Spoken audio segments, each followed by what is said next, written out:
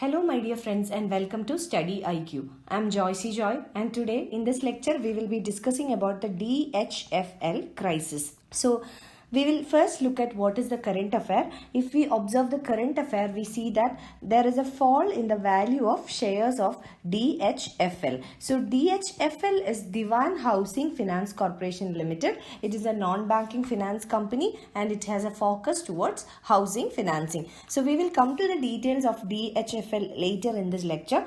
But before that, we need to analyze what is the current affair. So in the current affair, as I said, we have seen that there is a fall in the value of shares. So what does it indicate? So when there is a fall in the value of shares of a company, it indicates that the company is undergoing a crisis. Why this is so? Because the shares or the value of the shares of the company or any enterprise is directly related to its growth potential or its performance. When the performance of a company is better will be the value of the shares of the company. So better performance of a company means that the company is earning more profits and therefore the investors are ready to invest in the company. Now, if we look from the angle of demand, let us understand how demand and value of a commodity, or for that matter the shares, are related. Now when the demand of a commodity is high, the price or the value will also be very high. Suppose you have more demand for a particular commodity and the supply of the commodity is restricted. It means that the prices will hike. So same happens with case of shares also. When there is more demand for the shares of a particular company, the prices will increase, indicating a higher value for the shares. Now when the demand falls, the prices will also fall because there is lesser demand. Nobody is in need of the shares. The prices will fall, which will indicate that there is a dip in the value of the shares. Now, what are the factors that will contribute towards higher demand for the shares of a company? First factor is the performance of the company. Second factor is the profitability of the company. Third factor is the management of the company. Fourth one is the growth potential of the company. Now, fifth one is the risk related to investment in the particular company. Sixth factor is the return from investment. So these are all some of the factors that influence the investor in order to make investments in the shares of a particular company. So when these factors are negative, definitely the demand for shares of a company will come down, indicating that there is lesser value for the shares of a company. So this is what has exactly happened in case of DHFL. So now in case of DHFL, the value of shares has come down, indicating that there is lesser demand for the shares of the company. Therefore, the value is very less. So all these factors would be definitely negative. Performance would be negative. Profitability would also be weak. Management would be weak. Growth potential would be weak. Again, risk is high and return would be less. So these are the implications of it. So now we have seen what is the current affair. Let us come to the details of this issue. So let us first understand what is this crisis all about. So as I said in the beginning, DHFL is a non-banking financial company. It is a part of shadow banking system in the country. So shadow banking system comprises of NBFCs or the non-banking financial companies as well. And this NBFC has a focus on housing finance. It means that this NBFC focuses on providing housing finance. So the main objective of this NBFC or DHFL is to provide housing finance to its customers. Now, if we analyze how does this company or NBFC acquire funds or raise funds, this is through mutual funds. Now you know what is a mutual fund. Mutual fund is an option where the investors can put in their money and this will become a pool of investment. So this will be managed by an efficient finance manager. So this pool of money which is collected from different investors will be deposited or invested in the shares of a particular company. So the main source of raising funds for this NBFC is through mutual funds, and mutual funds is an example of raising finance, and this is in the form of debt securities. Now, how did the crisis start? So, what is the difference between debt and shares? Shares means the ownership rights of the company is sold to the investor. So, here the ownership rights are sold. So, the owner or the person, the investor for whom the ownership rights are sold, needs to be given the part of profit of the company. But in case of debt investors or those who have provided debt to the company has to pay interest. This is because the company has an obligation towards the providers of the debt.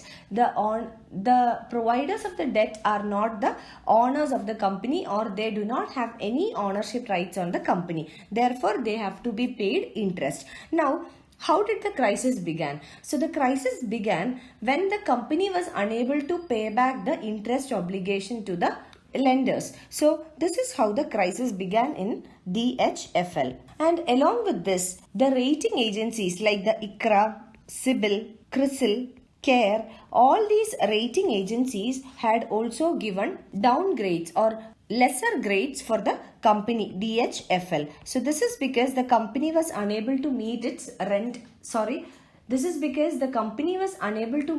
interest obligations. So the ratings of the company also came down, and it is based on the ratings of the company the shareholders or the investors will further make any investments in the company. So this is how the crisis began. Now let us come to the recent happenings.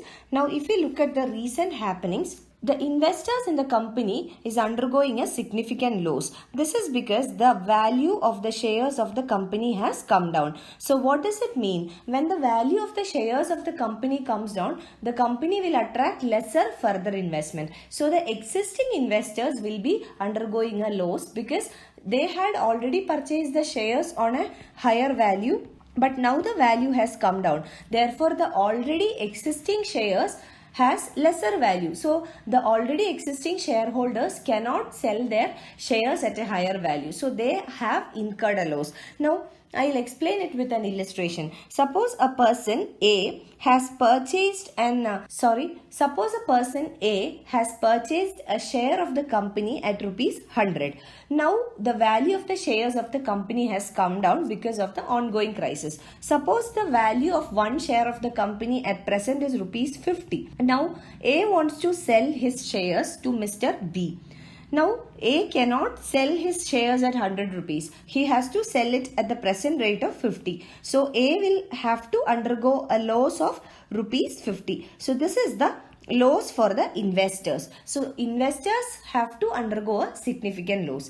Now second thing is that DHFL owes close to rupees 1 lakh crore to banks and investors. So the debt of the DHFL as a NBFC is also very high. Now thirdly, the ability of the company to raise further loans are also impaired. This is due to a reduction in the value or the demand for shares of the company, and secondly because of the poor rating given by the rating agencies in the country. So all these factors put together, the first one investment, second one debt, and the third one, the ability to raise funds. So if we consider these three factors, the first one, the investment potential or the potential of the company to further attract investment has come down. Second, increasing debt. And the third one, ability to raise funds, has also come down. If we consider three of these factors, we understand that the growth potential of the company is at stake, because the growth of a company depends on many factors, of which investment is a very important factor. Now the company has very less avenues for attracting new investments to the company. So the growth of the company is under stake. So this is the crisis. Now, if we come to the statements of the company, what does the statements reveal? So, if we look at the statements, it reveals a loss of 2,223 crores for the company. So, it indicates that the company is not running under profit, rather it is running under a loss. And the independent auditor has also reported three important factors or critical financial issues related to the company. The first one is deficiency in loan documentation. Second one is the inability of the company to realize the checks. And the third crisis is regarding CAR or capital adequacy ratio. So the statutory minimum capital adequacy ratio should be 12%, but the company has only 10.24% of capital adequacy ratio. Now, the capital adequacy ratio provides the potential of a company to meet its risk. So if a company is not able to keep at least minimum statutory requirements of a capital adequacy ratio, it indicates that the company is unable to meet the risk factors in the company. So capital adequacy ratio has also come down. So these are all some of the important facts that are revealed by the statements of the company. Now let us come to the way ahead, or what has to be done. So this ongoing crisis in this DHFL indicates that there is a stricter need for regulation by regulating authorities like the RBI and National Housing Board. So there should be strict regulation from the side of regulators. If you remember the ILNFS crisis, it was also a crisis in the NBFC sector, and how it impacted the entire NBFC sector and how it provided for a liquidity crisis in the entire NBFC sector is a very good example by which the regulators should have taken precautions. Now this NBFC crisis has been repeated in this case of DHFL as well. So the regulatory authorities should be more cautious and take much better regulations. And second factor is that a detailed resolution framework should be provided for those companies which are not included under IBC. IBC is in Insolvency and Bankruptcy Code, and for those companies that are not included under the IBC, a detailed resolution framework needs to be provided. And such a framework was already proposed in the FRDI bill, but it was not adopted yet. Now third one is regarding supervision. Along with regulation, the authorities who are responsible for supervision should also undertake the role of supervision very seriously in order to identify the crisis at the beginning and to take corrective actions. And fourth one, it is important to take or build an in-house capacity to subject the filings of their constituents to more stringent scrutiny. So the filings of the company should be undergoing a stringent scrutiny, and for that purpose an in-house capacity should be built. So all these will help in better overcoming such type of crisis in future and identifying the crisis at the beginning and to take corrective actions in the beginning of the crisis itself, without further taking the crisis to a larger extent, as happened with the case of ILFS crisis.